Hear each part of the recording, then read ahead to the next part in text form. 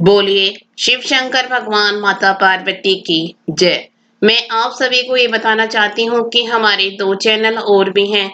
मधुर भजन और आरती के लिए मन राखियो और डेली जनरल नॉलेज के क्वेश्चंस के लिए लर्निंग बाय डूइंग। इन दोनों के लिंक डिस्क्रिप्शन बॉक्स में दे दिए हैं, एक बार आप जाकर देखिएगा जरूर।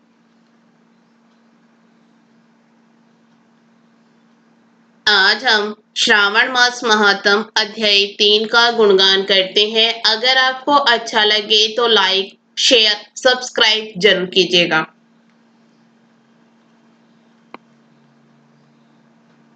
सनत कुमार जी ने कहा, हे भगवान, अपने व्रत समुदाय का उद्देश्य कहा। हे स्वामी, इससे तृप्ति नहीं हुई, अतः आप सविस्तार कहें। सुरेश्वर, जिसे सुन मैं कृत कृत्य हो जाऊं।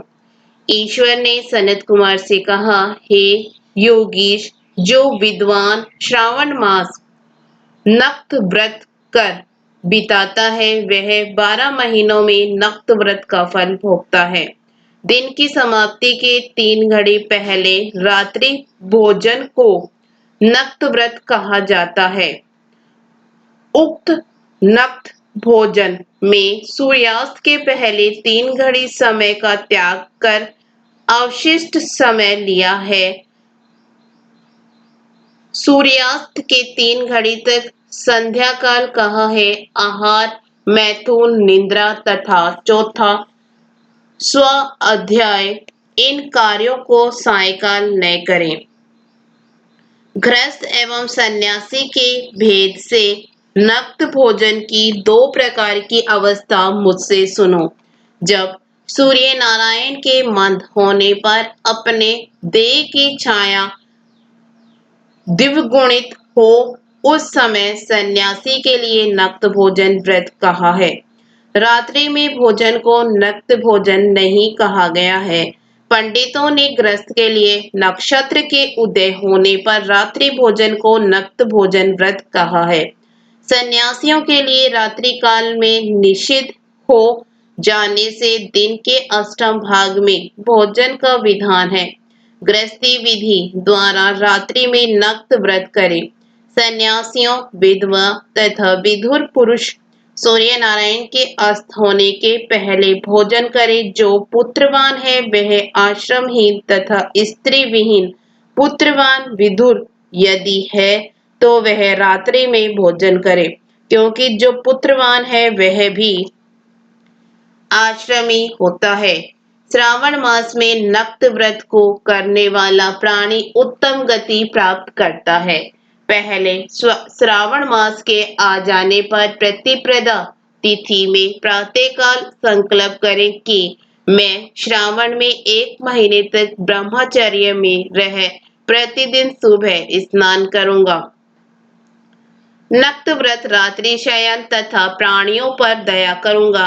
हे देव, यदि इस व्रत आरंभ होने पर समाप्ति व्रत पूर्ति के पूर्व ही मर गया तो हे जगतपति, उस समय आपके प्रसाद से व्रत परिपूर्ण हो। इस प्रकार बुद्धिमान मासा आरंभ में संकल्प कर नक्त व्रत करे। हे मुने, अब उत्तम लक्ष्य पूजा विधि सुनो।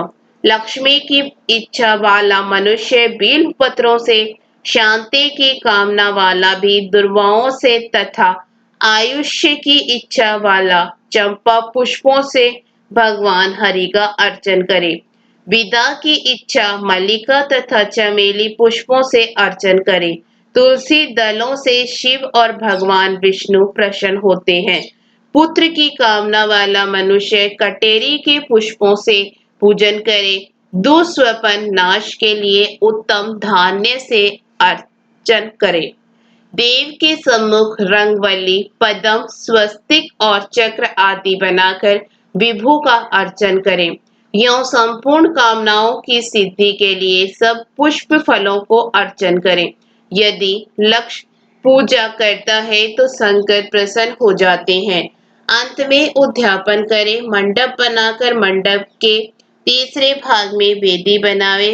पुण्य है वाचन कर आचार्य वर्णन करें।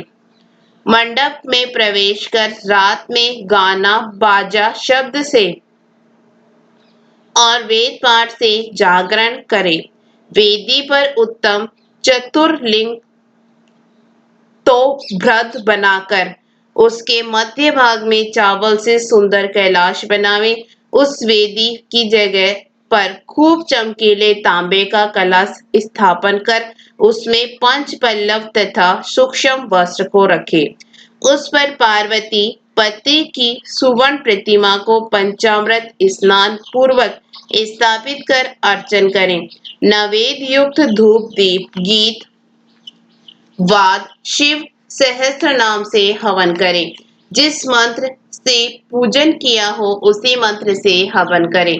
शक्राघृत युक्त चरु से हवन करें। फिर घृत हवन कर पूर्णाहुति करें। प्रातः वस्त्र अलंकार भूषण से आचार्य का अर्चन करें। ब्राह्मणों को पूजन कर दक्षिणा दें। जिन मंत्रों से उमापति की लक्ष्य पूजा की है उस चीज का दान करें।